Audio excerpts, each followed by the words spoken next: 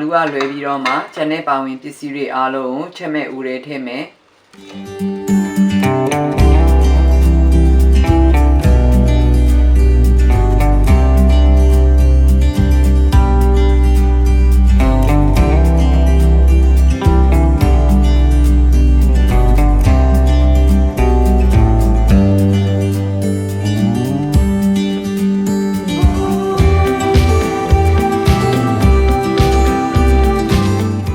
နှံတော့အောင်တိတိကျကျနေပြီးပါမယ်ရှင်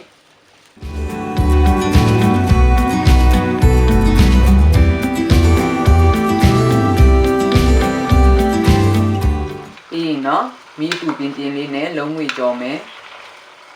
10မိနစ်15မိနစ်ခန့်ကြာရင်ဒါမှမဟုတ်အသားလေးရဲ့အပြင်ဘက်က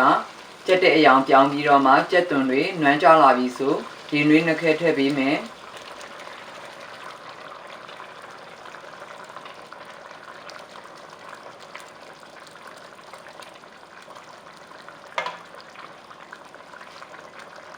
အိုးဖုံဖုံ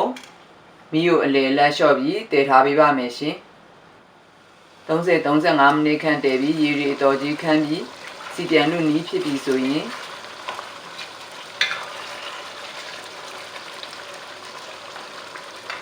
အာလူထည့်ပြီးတော့မှလူတလုံးမှွေကြောမယ်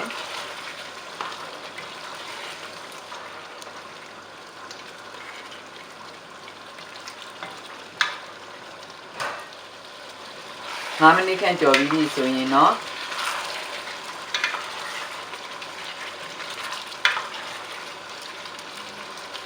ရေနွေးတစ်ခွက်ခွဲခန့်ထပ်ထည့်ပြီးတော့မှဆက်တည်ပေးပါမယ်ရှင်